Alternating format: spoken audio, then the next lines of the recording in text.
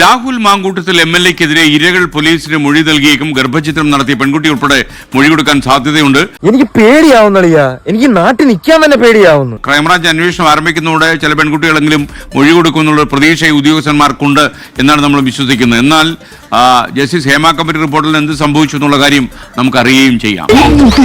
അതുപോലെ തന്നെ ഒരു പ്രത്യേക അന്വേഷണ സംഘത്തെ തന്നെ നിയമിച്ചുകൊണ്ട് ക്രൈംബ്രാഞ്ച് ഈ ഒരു അന്വേഷണം ഏറ്റെടുക്കും എന്നുള്ളതാണ് നമുക്ക് ലഭിക്കുന്ന വിവരം. കഴിഞ്ഞ ദിവസം മുഖ്യമന്ത്രി ഒരു പ്രഖ്യാപനം നടത്തി അല്ലെങ്കിൽ വ്യക്തമാക്കി. അതിനുശേഷമാണ് FIR രജിസ്റ്റർ ചെയ്തുകൊണ്ട് രാഹുൽ മാങ്കൂട്ടത്തിൽ MLA-ക്കെതിരെ ഈ അന്വേഷണം ആരംഭിക്കുകയും ചെയ്തിട്ടുള്ളത്. ഇവരെ പ്രത്യേക അന്വേഷണ സംഘത്തിലെ അല്ലെങ്കിൽ പ്രത്യേക രീതിയിൽ ഒരു അന്വേഷണം നടത്തി ഇവരുമായി സമീപിച്ചിരുന്നു, സംസാരിച്ചിരുന്നു. അതിനെ തുടർന്ന് ഇവർ മൊഴി നൽകാമെന്നൊരു ഉറപ്പ് നൽകുകയും ചെയ്തു എന്നുള്ളൊരു വിവരമാണ് നമുക്ക് ലഭിക്കുന്നത്. പ്രാന്തുള്ളവർക്കും ധൈര്യമുള്ളവർക്കും ഒന്നിനെയും പേടിക്കണ്ട. ഈ ഗർഭചിത്രം നടത്തി എന്ന് പറയപ്പെടുന്ന മാധ്യമപ്രവർത്തകർ ഉൾപ്പെടെ രാഹുൽ മാങ്കൂട്ടത്തിനെതിരെ അന്വേഷണ ഉദ്യോഗസ്ഥർക്ക് മുന്നിലെത്തി മൊഴി നൽകുമെന്നുള്ള വിവരമാണ് നമുക്ക് ലഭിക്കുന്നത്. ഏറ്റവും പ്രധാനപ്പെട്ട ഒരു കാര്യം എന്ന് പറയുന്നത് FIR-മായി ബന്ധപ്പെട്ടുള്ളതാണ്.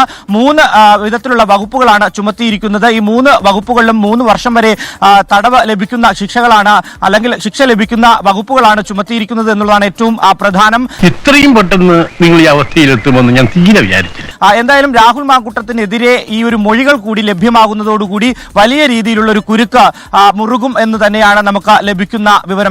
ഇതെന്തോടോ കമ്മിങ് സൂൺ. ഇനി വരാനിരിക്കുന്ന ആക്സിഡന്റിന്റെ ഫോട്ടോസ് ഒട്ടിക്കാനുള്ള സ്ഥലമാണിത്. Coming soon.